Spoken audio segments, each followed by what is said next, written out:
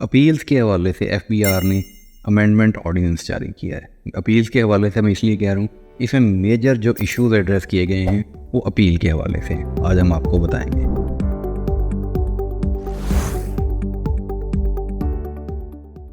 Sales tax की appeal को change किया गया है। चेंज इस तरह से किया गया है कि लिमिट का थ्रेशोल्ड लगा दिया गया है, पेक्यूनरी लिमिट लगा दी गई है। फॉर एग्जांपल सेल्स टैक्स का केस है तो आपकी जो रिफंड अमाउंट है अगर वो 10 मिलियन से एक्सीड कर गई है तो आपकी जो अपील है वो ट्रिब्यूनल फॉल करेगी। इसमें कट ऑफ डेट भी आ गई है, 16 जून 2024 बेसिकली इन्होंने कट ऑफ डेट लगाई है कि उस दिन अगर कोई केस पेंडिंग भी होगा कमिश्नर अपील के बाद तो वो भी इस अमाउंट से ऊपर की अमाउंट के केसेस ट्रांसफ़र हो जाएंगे अपीलेट ट्रिब्यूनल में। अब ATI उसमें भी कुछ तब्दीली की गई है, time limitation, high court reference का लिमिटेशन टाइम पीरियड। इसी तरह से इनकम टैक्स में भी अपील के हवाले से तब्दीली की गई है कि अगर आपकी अमाउंट जो है वो 20 मिलियन पर लिमिट रखी गई है इनकम टैक्स में, 20 मिलियन से ऊपर की अमाउंट के सारे केसेस अपीलेट ट्रिब्यूनल में जाएंगे। अपील टाइम, अपील फीसें, ये सारी एक मेजर अमेंडमेंट है।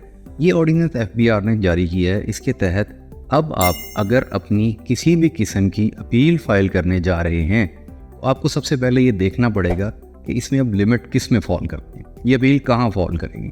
इससे पहले आपका एक सेट पैटर्न था कि आपका ऑर्डर हुआ, आपने उसके खिलाफ पहले अपील फॉर्म पे गए, उसके बाद सेकंड अपील और फिर रेफरेंस में चले गए। अब इसमें थोड़ी सी तब्दीली आई है।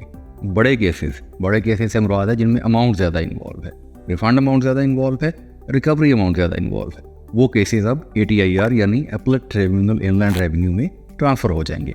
उसमें कट ऑफ डेट भी जैसे मैंने आपको बताया कि जो केसेस ऑलरेडी एग्जिस्टिंग होंगे वो अगर उस डेट के बाद आएंगे या उस डेट तक वाले केसेस भी ट्रांसफ़र हो जाएंगे ATIR में। कमिश्नर अपील की लिमिट अमाउंट के साथ मेंशन कर दी गई है। सेल्स टैक्स में मैंने आपको बताया ये अमाउंट 10 मिलियन है, इनकम टैक्स में ये अमाउंट 20 मिलियन है। अब जो अपील का तरीक़ाकार है, इससे पहले आपने सुना होगा कि FBR में ये सजेशन गर्दिश कर रही थी कमिश्नर अपील का ओहदा ही ख़त्म कर दिया जाए और ATIR यानी अपीलेट ट्रिब्यूनल इनलैंड रेवेन्यू के जो एग्जिस्टिंग 22 बेंचेस काम कर रहे हैं उनकी तादाद बढ़ा के 50 कर दी जाए। उसमें कुछ कंसर्न शो किए, टैक्स बार ने कुछ कंसर्न शो किए कि उसमें एक अपील फोरम ही ख़त्म होने जा रहा था एक तरह से। सेकेंड उसमें चीज़ ये थी कि कमिश्नर अपील जो पहला फोरम है ये फैक्ट फाइंडिंग फोरम है, क्योंकि आप जानते हैं आप अपनी अपील ऑनलाइन फाइल करते हैं अपने पोर्टल पे जाके। उसके बाद जब वो अपील का फैसला करने जाता है तो आपके पोर्टल की एक्सेस होती है, वो बहुत सारी चीज़ें देख सकता है, आपके ओपनिंग बैलेंसेस देख सकता है, आपकी लास्ट ईयर की रिटर्न देख सकता है, आपने जो डॉक्यूमेंट अटैच किए हुए, आपने जो टैक्स क्लेम किया हुआ है उन सबको देख सकता है। तो that means it is the first appeal forum, is a fact finding forum as well. तो ये एक सजेशन भी गर्दिश कर रही थी जिसपे तजावीज़ दी गई कि इसको ना किया जाए।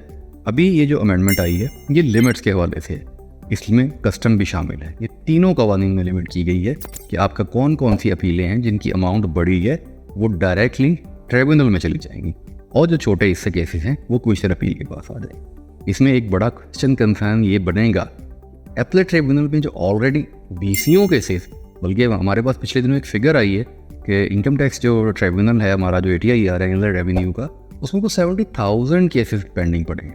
70,000 भी बहुत बड़ी फिगर है।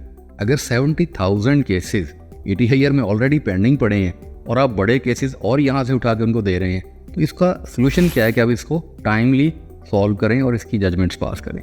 इस हवाले से भी इस कानून के अंदर मेंशन किया गया है, टाइम पीरियड भी इसे मेंशन किया गया है। इसकी डिटेल टेबुलेटेड फॉर्म में हम कोशिश करेंगे किसी वेबिनार में शेयर करें और आपसे पूरी डिस्कशन इस पर करें। वैसे भी कवानीन जब आते हैं आपको पता है उसको थोड़ा मेच्योर होने में भी टाइम लगता है। अभी ये बड़ी प्री मेच्योर डिस्कशन है लेकिन बहुत ज़रूरी डिस्कशन है क्योंकि अपीलों का पूरा पैटर्न चेंज होने जा रहा है। तो ये अमेंडमेंट ऑर्डिनेंस के हवाले से आज की हमारी डिस्कशन थी।